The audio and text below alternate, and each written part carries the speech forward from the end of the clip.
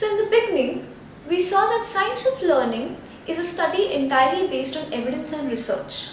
So it makes sense to understand some of the common techniques of research and analysis. So now we'll discuss about something called EDM, or educational data mining. Now, EDM is an upcoming field that tries to analyze a huge amount of data gathered from educational settings. It helps in understanding and making various inferences about how students learn in different learning environments and what are the different factors that affect learning. Now we'll take a few very simple examples of EDM from a product called MindSpark. This is an internet-based learning product for maths.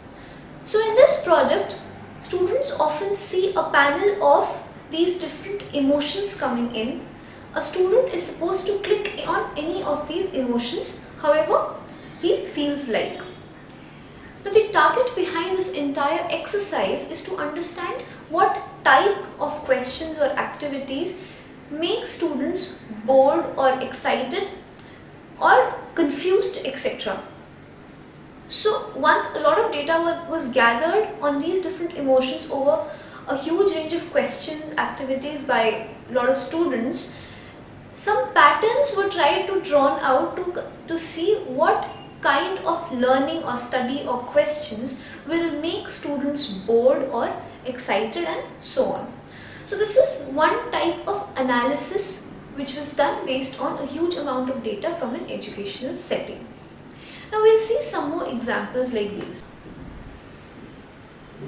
So in these graphs, the x-axis shows the total score obtained by a student and the y-axis shows the percentage of students getting those marks. So for example, in this case, there are about 30% of students who are getting total marks as 4 who are selecting option A. So for example, we see that about 30% of students who scored 4 marks in the test are opting for option A. Now the inference that can be drawn from this graph is that most of the high scoring students or high ability students are going for option B, which is the correct answer. So this seems a fair or valid case. Now we'll move to another graph. Now here we'll see that most of the high scoring students are actually choosing option C, which is the incorrect answer. And also not many of the high scoring students are choosing option B, which is the correct answer.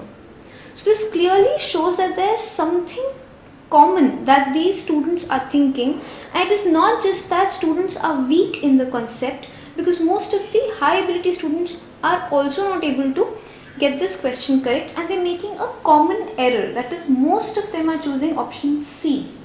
So there's a very high possibility that C is a misconception that students have in this case. Were you able to relate this example to something?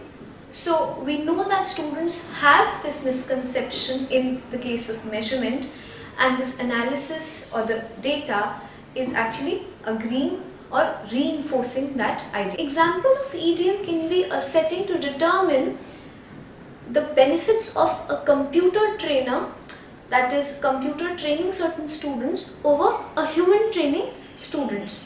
Now in this case, the data collected from the setting, that can be a test given to both sets of students and scores recorded on that, or other kinds of assessments which give us a lot of data. Now when this data is analyzed in different manners, it can be understood what are the factors that affect the learning of these students in case of computer training them or a human training them.